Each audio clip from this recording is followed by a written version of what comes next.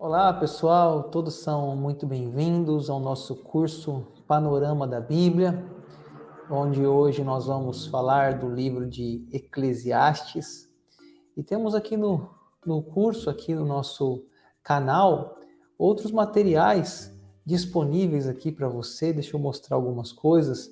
Temos o nosso curso básico de teologia, onde são várias aulas, 14 aulas aí gravadas para você que deseja estudar um pouco mais sobre teologia.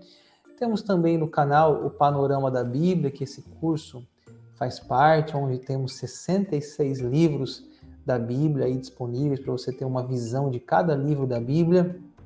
E também estamos gravando o curso de aconselhamento, onde aí no dia a dia da igreja, você deseja aconselhar alguém, temos essa ajuda, né, com minha formação em psicologia, estou preparando esse material para ajudar você também aí no dia a dia da vida cristã, tá bom? Peço também que você me siga lá no Instagram, @Pastor Daniel Dutra, e se inscreva aí no nosso canal, tá bom? Vamos então iniciar o nosso estudo de hoje. Vamos falar hoje sobre o nosso livro de Eclesiastes. Então vamos começar aqui. Quem escreveu Eclesiastes, né? Eclesiastes 1:1, palavra do pregador, filho de Davi, rei de Jerusalém.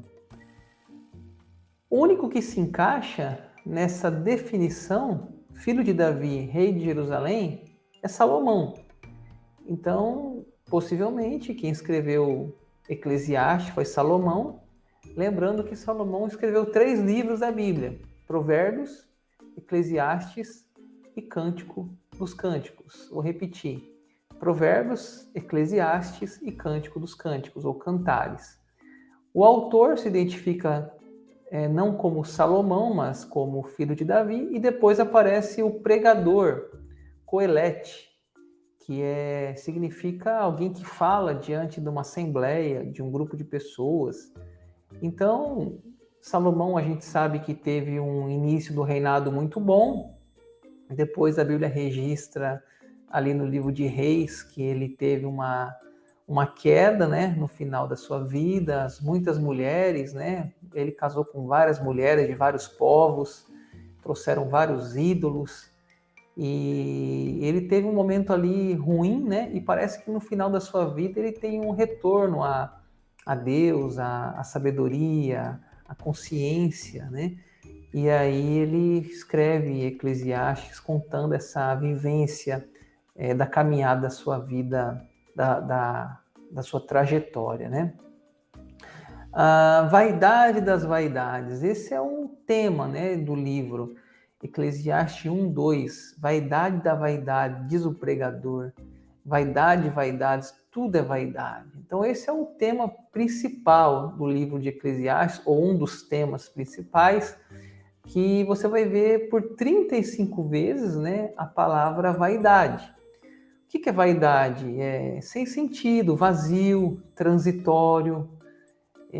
Ele vai dizer que a vida muitas vezes, né, é uma vaidade, né? As coisas, vai falar sobre as riquezas, os prazeres, né? Muita coisa é vaidade de vaidade, é passageiro, né? Só Deus que não é passageiro.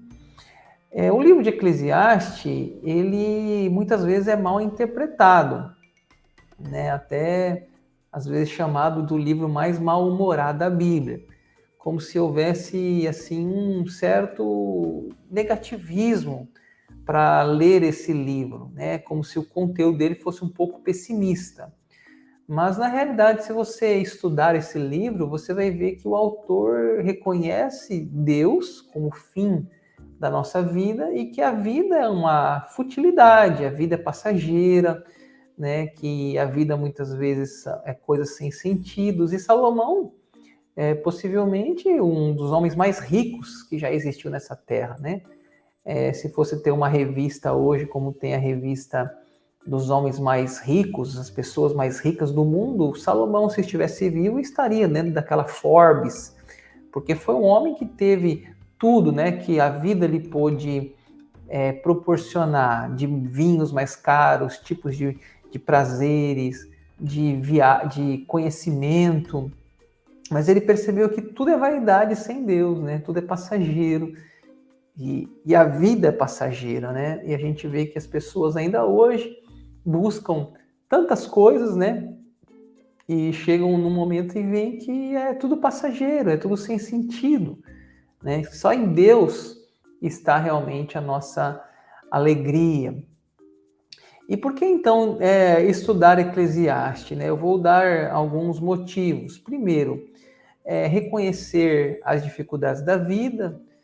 O livro mostra isso, que esse mundo é um mundo passageiro, que tem muita vaidade, que Salomão ele viveu todas as experiências que ele pôde e que ele percebeu que ainda o coração dele sem Deus estava vazio, né? Que o ser humano busca refúgio em tantas coisas, mas que o prazer, o trabalho, o vinho, tudo isso lhe trazia ainda um vazio, né? E a vida é assim, a vida não é uma vida nessa terra, nós somos peregrinos, estamos de passagem, aqui não é o nosso destino final, aqui realmente teremos dificuldades, né? O livro também ele mostra perguntas importantes, né? Por que eu estou aqui? Qual o sentido da minha vida? Né? Para onde o mundo está indo? É um livro de reflexão, até um pouco vamos falar de filosofia, né? O filósofo é aquele que tem um trabalho de reflexão, né, da vida.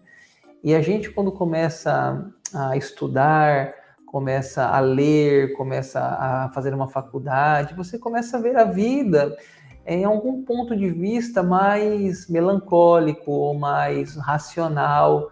E você sai daquele mundo de fantasia, onde todo mundo é bom, tudo é belo, você começa a ver os sistemas de governo ditatoriais, a maldade humana, você começa a ver a pobreza, a desigualdade social, né? A faculdade te dá essa opção e esse privilégio, muitas vezes, né, de você conhecer um pouco mais além daquele ambiente familiar que você ali foi educado, onde parece que tudo é muito bom, e quando você começa a lidar com a maturidade da vida, em fazer perguntas para a vida, você começa a ter acesso a materiais, a livros, a pesquisas, a experiências de viagem, e você vai vendo que como existe tanta desigualdade, né? Então o Salomão ele escreve nesse momento da vida dele, já de maturidade, de desenvolvimento, que ele vai ver que a vida tem muita coisa, muita injustiça, né, nesse mundo, e isso lhe faz também questionar algumas coisas.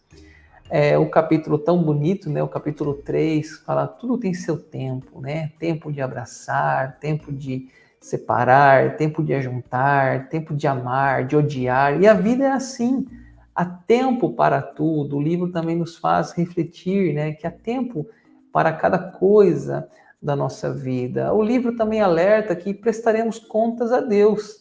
Alegra-te, jovem, diz o Eclesiastes 11:9, capítulo 11, versículo 9. Alegra-te, jovem, né, na tua juventude, né? Mas sabe que de todas essas coisas Deus te pedirá contas, né? Ou seja, você vai viver uma vida como Salomão viveu, mas você sabe que você vai um dia morrer, né? E você vai prestar contas com Deus do que você fez nessa terra. O texto ainda diz: lembra-te do teu Criador nos dias da tua mocidade, antes que venham os maus dias e cheguem os anos dos quais dirás, não tenho neles prazer. Capítulo 12, verso 1. Então o livro nos faz todas essas reflexões, aí você tem que ler o livro, refletir, né? E o resumo do livro o versículo 2 do capítulo 12, verso 13. De tudo que se tem ouvido, a suma teme a Deus e guarda os seus mandamentos, porque isto é o dever de todo homem, né? Então, como eu disse, ele viveu essa vida, percebeu que o vazio no coração do homem é do tamanho de Deus, né? E ele precisa realmente temer a Deus. O ser humano precisa de Deus, tá? Então, esse é o resumo do livro, né? Como eu disse, é um livro, às vezes, um tom um pouco pessimista, mas é porque traz algumas reflexões ácidas da vida, do nosso procedimento, nossa busca constante por riquezas, prazeres, e aí você vai ver no final que é como uma vaidade, uma bolha, né? Ela é vazia. Só em Deus está a nossa esperança, né? Então deixo com você a leitura, o objetivo aqui é só um resumo, tá? Peço que você aí se inscreva no canal e siga lá no Instagram, @Pastor Daniel Dutra, né?